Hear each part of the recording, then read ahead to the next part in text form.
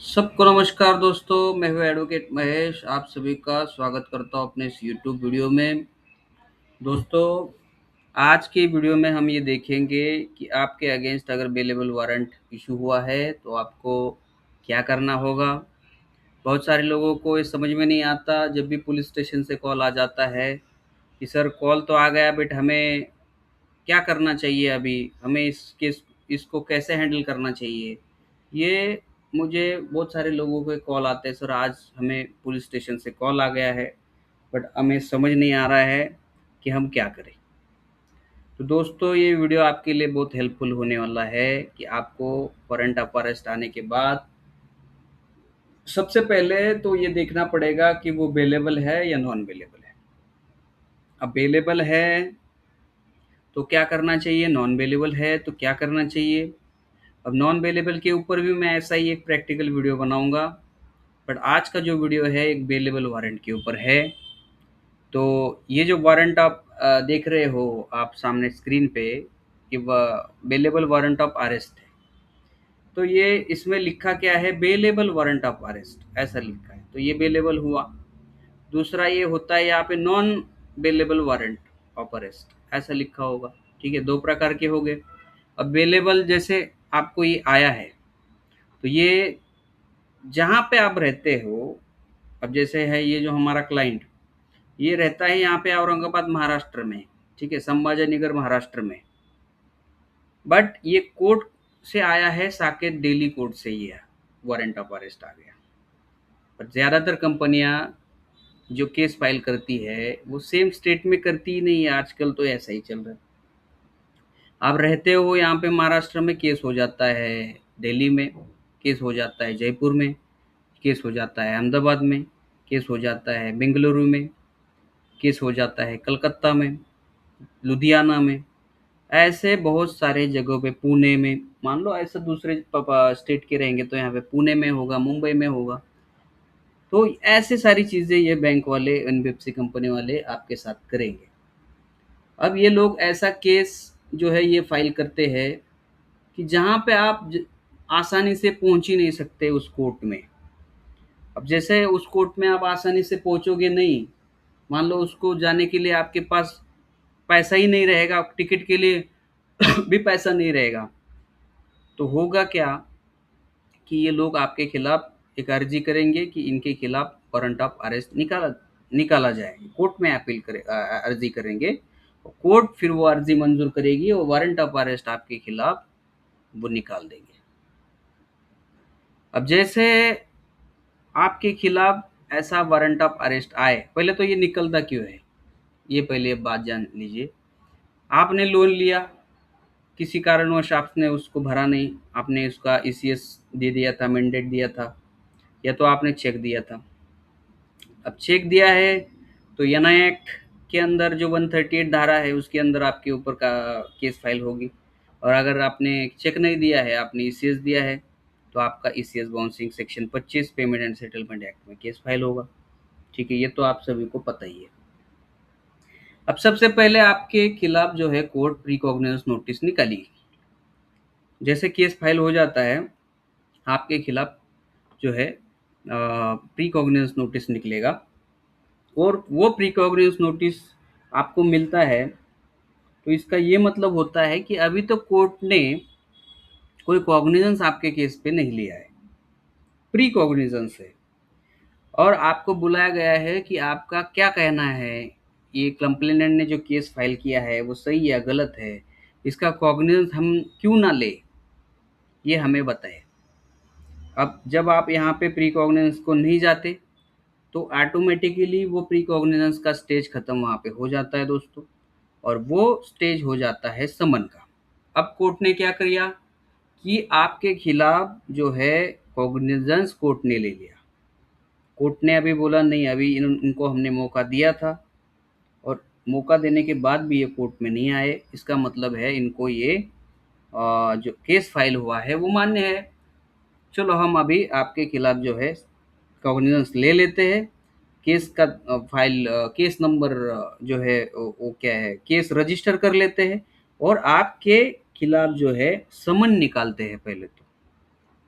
अब समन मतलब वारंट नहीं, ठीक है। समन मतलब आपको कोर्ट ने बुलाया कि अभी आप आ जाइए, ये केस आपके खिलाफ फाइल हुआ है और आप इसको इस केस की ट्रायल जो है आपको ज्वाइन करनी है और आगे की डेट दी जाएगी। आगे की डेट पे भी मान लो आप समन स्टेज पे जाते नहीं, तो आपके खिलाफ जो कंप्लेनेंट पार्टी होती है, अब कंप्लेनेंट पार्टी कौन होती है, जैसे कि एनबीएफसी या फिर कोई बैंक होगी, ठीक है। उनका अर्जी वहाँ पे होता है, वो लगा देते हैं कि साहब हमने जो आज अवेलेबल वारंट का अर्जी लगाया है उसको मंजूर करके जो एक्यूज्ड है, जो लोन बोरोवर है, हमारे जो वीडियो बनते सारे लोन बोरोवर के रिलेटेड बनते हैं, तो उनके खिलाफ जो है बेलेबल वारंट जो है निकाल दिया जाए। कुछ कुछ कोर्टों में ऐसा होता है कि बेलेबल नहीं होता, वहाँ पे डायरेक्ट नॉन बेलेबल ही कर देते हैं, मतलब जो है वहाँ से पुलिस से उसको बेल नहीं मिलेगा, डायरेक्ट कोर्ट से ही मिलेगा। अब नॉन बेलेबल के ऊपर भी मैं एक ऐसा ही प्रैक्टिकली वीडियो बनाऊंगा। आज का वीडियो बेलेबल वारंट पे है, तो इसी के रिगार्डिंग हम यहाँ पे बात करेंगे। अब जैसे बेलेबल वारंट आ जाता है, पुलिस स्टेशन से आपको कॉल आ जाता है, आपके लोकल पुलिस स्टेशन से, और फिर पुलिस स्टेशन में आपको बुलाया जाएगा और फिर वहाँ की प्रोसीजर क्या रहेगी मैं आपको यहाँ पे इस वीडियो में समझाऊंगा। दोस्तों सबसे पहले ये जो साकेत कोर्ट दिल्ली का ये जो वारंट है, ये मैं आपको जो दिखा रहा हूँ यहाँ पर प्रैक्टिकली, इसका इसका दिखाने का पर्पज़ मेरा यही है कि आपको एजुकेट करना, आपको ये वारंट पढ़ना कैसे है ये आपको सिखा, और इस वारंट आने के बाद आपको क्या करना होगा, ये आगे की प्रोसीजर भी मैं इस समझाने की इस वीडियो में जो समझाने का मेरा इंटेंशन यही है, दिखाने का मेरा इंटेंशन यही है। ठीक है, सबसे ऊपर तो आपको यहाँ पर सीनर नंबर लिखा होगा, एक बार कोड दिया होगा, ताकि आप ई कोर्ट में डाल के भी, ई कोर्ट ऐप भी आता है उसमें डाल के भी जो है आप ये केस का स्टेटस आप वहाँ पे दे सकते हो। यहाँ पे कोर्ट का स्टैंप वगैरह रहेगा, एड्रेस वगैरह रहेगा, chief metropolitan magistrate south Saket court, और ये जो कौन सा कोर्ट है, एनआई कोर्ट है, यहाँ पे लिखा होगा। उसके नीचे आप आएंगे तो वारंट ऑफ अरेस्ट कौन सा है वो लिखा होगा, ये अवेलेबल वारंट है, ठीक है। अब यहाँ पे अवेलेबल की जगह नॉन अवेलेबल भी लिखा हो सकता है। ये दिल्ली साकेत कोर्ट का फॉर्मेट दिखा रहा हूँ। जैसे कि अलग अलग कोर्टों का थोड़ा बहुत फॉर्मेट में चेंज हो सकता है, पर मीनिंग सबका सेम है। ठीक है, थोड़ा बहुत ऊपर नीचे हो सकता है। ये मैं आज आपको साकेत दिल्ली कोर्ट का दिखा रहा हूँ। यहाँ पे लिखा है वेराज, आपका यहाँ पे नाम लिखेगा, यहाँ पे ऊपर आपके फादर का नाम लिखेगा, सन ऑफ आपके फादर का नाम आएगा, और यहाँ पे आपका एड्रेस रहेगा। अब एड्रेस देखिए, आप यहाँ पे देखेंगे तो औरंगाबाद महाराष्ट्र है, बट कोर्ट का नाम जो है वो दिल्ली साकेत कोर्ट है, वहाँ से वारंट ये आया है। Stand charge with offence of punishable under section 25 of payment and settlement act.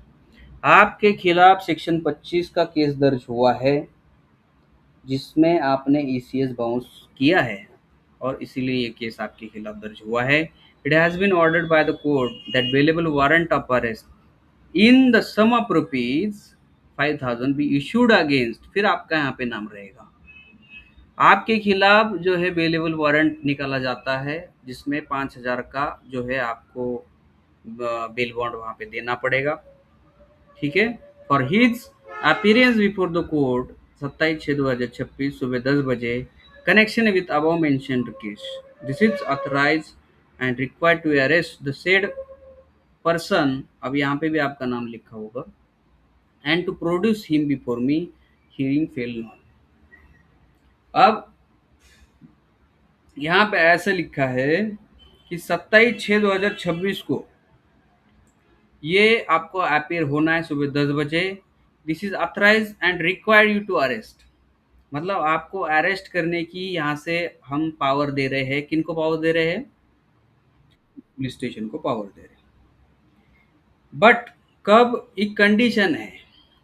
Condition कौन सी है कि आपको 5000 रुपये का बेल बॉन्ड, बंद पत्र जिसको बोलते हैं, बेल बॉन्ड जिसको बोलते हैं, अगर आपने पुलिस को दिया सिंपल भाषा में अगर आप बोलेंगे, आपने पुलिस को ज़मानती दिया, तो आपको पुलिस को छोड़ना होगा, आपको पुलिस को अरेस्ट करने की ज़रूरत नहीं होगी।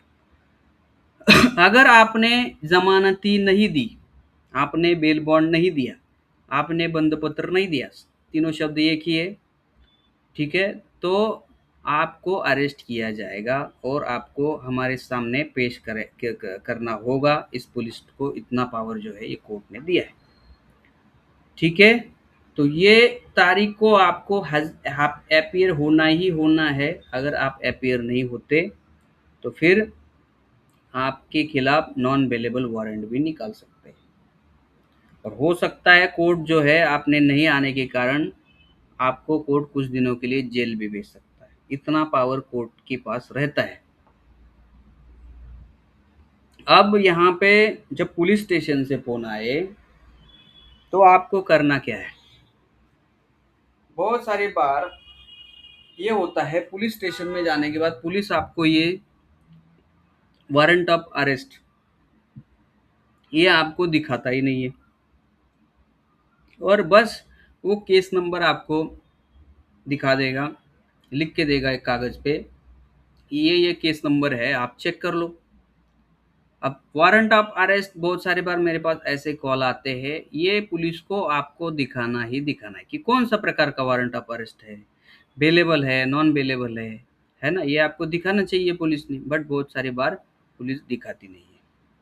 बट आपने मान लो केस का नंबर भी पुलिस आपको देती है, तो आपको करना क्या होता है, आपको वो केस नंबर ई कोर्ट साइट पे डाल के वहाँ से आपको पता करना होगा कि वारंट ऑफ अरेस्ट कौन सा है। बट ज़्यादातर ई कोर्ट में भी समझ बस वहाँ पे लिखा है एनबी, ज़्यादातर ये होता है कि वारंट ईआर वारंट लिखा रहता है, और या फिर लिखा होता है एनबीडब्ल्यू, बीडब्ल्यू ऐसा लिखा रहता है। तो ये भी शब्द लोगों को समझते नहीं है। बीडब्ल्यू मतलब बेलेबल वारंट, और एनबीडब्ल्यू मतलब नॉन बेलेबल वारंट। अगर मान लो कोर्ट में ऐसा ई कोर्ट साइट पे अपडेटेड आपको लिखा हुआ मिलता है, तो वहीं से भी आप समझ में जाते हो। बट बस ईआर वारंट लिखा होगा तो आपको वहीं वहाँ पे कौन सा वारंट है वो समझ में नहीं आता, ठीक है? तो कोई बात नहीं, पुलिस को आपको ये आपको दिखाना है। चलो बेलेबल वारंट है, तो आपको वहाँ पे एक बेल बॉन्ड साइन करना है, ठीक है? अब पुलिस क्या करती है इसमें, 5 बहुत सारे केसों में ऐसा मेरे पास कॉल आते हैं कि करना क्या है सर, अब 5,000 रुपये हमें इनको पे करना है क्या? तो दोस्तों ऐसा नहीं होता। 5,000 रुपये आपको कैश वहाँ पे नहीं देना है, पहले तो आपको वहाँ पे वो बेल बॉन्ड देना है, ठीक है? मतलब बेल बॉन्ड में वहाँ पे लिख के देना होगा कि हम इस तारीख को जो है, जो वारंट ऑफ अरेस्ट में जो तारीख लिखी है वो तारीख को हम वहाँ पे प्रेजेंट रहेंगे, और वहाँ वहाँ पे जो है वो बेल लेने का जो भी प्रोसीजर है और ये हम वहाँ पे पूरा करेंगे। तो वहाँ पे होता क्या है, पैसा आपको नहीं देना है, वहाँ पे देना है आपको बेल बॉन्ड। कि आपको अगर बेल बॉन्ड देने में आप असमर्थ हो, तो फिर आपको वहाँ पे कैश श्योरिटी देनी पड़ेगी। तो कैश श्योरिटी से पहले तो आपको क्या है, कैश श्योरिटी से पहले आपको सिंपल है, वो वहाँ पे बेल बॉन्ड जो है लिख के लेंगे, बेल बॉन्ड वो भर के लेंगे, बोलेंगे आप अगली तारीख को वहाँ पे पहुँच जाएंगे। और मैंने ऐसे देखा कि बहुत सारे फ़ोन कॉल्स ये भी आते हैं कि पुलिस हमसे पैसे की डिमांड कर रही है, कि मुझे ऐसे कॉल आते हैं। मैं बहुत सारी बार पुलिस को भी यहाँ से मैं जब मैं बात करता हूँ, तो हम वहाँ पे जैसे कॉल करते ही उनको समझ में आता है, हाँ इनके पास वकील साहब है, और फिर वो पैसे की डिमांड वो नहीं करते और वो उनको छोड़ देते। बहुत सारी बार मुझे ऐसे भी मेरा एक्सपीरियंस है कि पुलिस पैसे लिए बिना छोड़ती ही नहीं।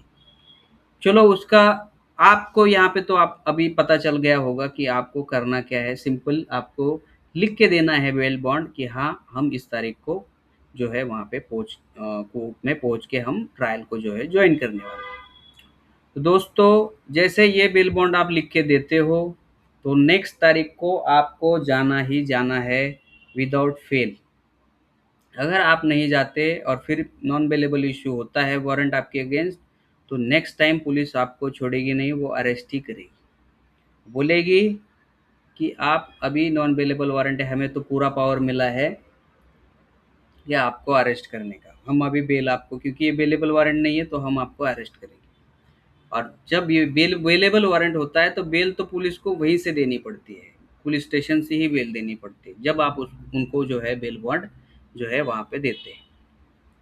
ठीक है दोस्तों, तो ये बहुत सारे लोगों का ये कन्फ्यूजन था, बहुत सारे मुझे कॉल आते रहते हैं। अगर आपको ये वीडियो अच्छा लगा तो ज़रूर इस वीडियो को आप लाइक करिए, ज़रूरतमंद लोगों के पास ये वीडियो आप शेयर करिए। और दोस्तों ये ट्राई करिए, जब भी आपके पास समन आता है, प्री कॉग्निस नोटिस आता है, आप नहीं जा सकते तो एटलीस्ट आपके थ्रू आपके वकील साहब वहाँ के आपके वकील साहब को अपीयर करिए और जो है कोर्ट से टाइम रिक्वेस्ट करिए। अब यहाँ पे ये भी एक प्रॉब्लम है कि बहुत सारे लोगों को मालूम नहीं रहता है कि वहाँ के लोकल लॉयर को जानते नहीं, क्योंकि केस अदर स्टेट में रहता है। अब इसमें आपको हमारी कोई हेल्प लगे, मान लो न्यू दिल्ली में, कलकत्ता में है, बेंगलुरु में है, जयपुर में है, लुधियाना में है, अहमदाबाद में है, सब जगह पे हमारे पैनल लॉयर है। आपको वहीं से लोकल एडवोकेट से ही हम काम करके देंगे, आपका केस हैंडल करवाएंगे। इसके रिलेटेड अगर आपको कोई जानकारी चाहिए तो मेरा नंबर डिस्क्रिप्शन में है। पहले तो आप खुद ट्राई करिए, अगर आप नहीं पॉसिबल है आपसे तो आप मेरी हेल्प ले सकते हैं। ठीक है, चलिए मिलते हैं दोस्तों नेक्स्ट वीडियो में, तब तक। और अच्छा लगा वीडियो तो ज़रूर इस चैनल को आप सब्सक्राइब करना दोस्तों, और वीडियो को लाइक और शेयर ज़रूर करना। तब तक आप सभी को मेरा नमस्कार।